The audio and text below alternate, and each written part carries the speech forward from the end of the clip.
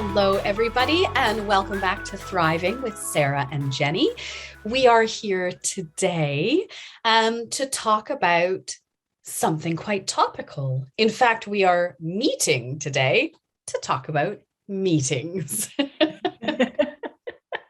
So, Jenny, I'd love to know from your perspective, why do we have meetings? Oh, that's such a big question, Sarah. How long have you got? Why do we have meetings? Usually about 30, 35 minutes. Oh, okay. All right. Well, why do we have meetings? We have meetings because we don't work in isolation. We work in collaboration with other people. We often are forming parts of teams or leadership groups or something like that.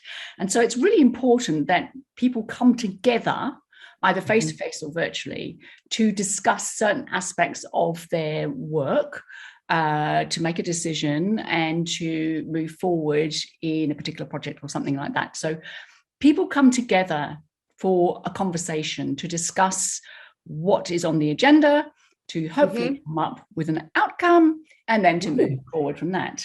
Except you and I both know that doesn't always seem to eventuate, does it? I want to share some statistics that came out of this study, which were all about, so they looked at, I think, 76 companies.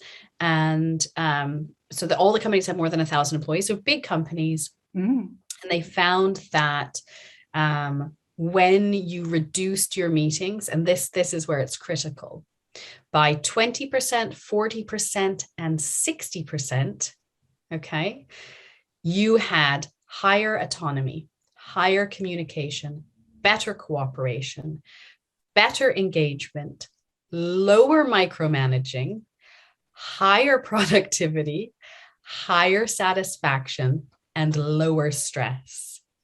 And very interestingly, reducing your meetings by 60%.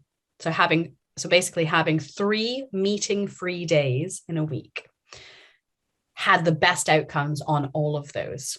If we're having meetings, what would you recommend? What's a great meeting?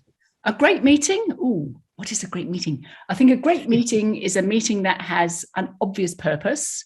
It's got the right people in the room and only those people and no more. You don't need a sort of whole suite of extras like in big Oscar-winning films and stuff. And I think, keep it short and sweet. A lot of people like stand-up meetings for that reason, because as soon as you go into a stuffy boardroom and you sit down around that big table, the tendency is that, the oxygen content drops down quite quickly and everybody falls asleep. If you're in a stand-up meeting, hopefully not in the boardroom, you've got to keep your balance. You've got to stay awake. And it keeps the meetings going and it keeps them shorter because nobody wants to stand for too long. So I think, if that's something that you're willing to explore and try, I think that can work really well as well.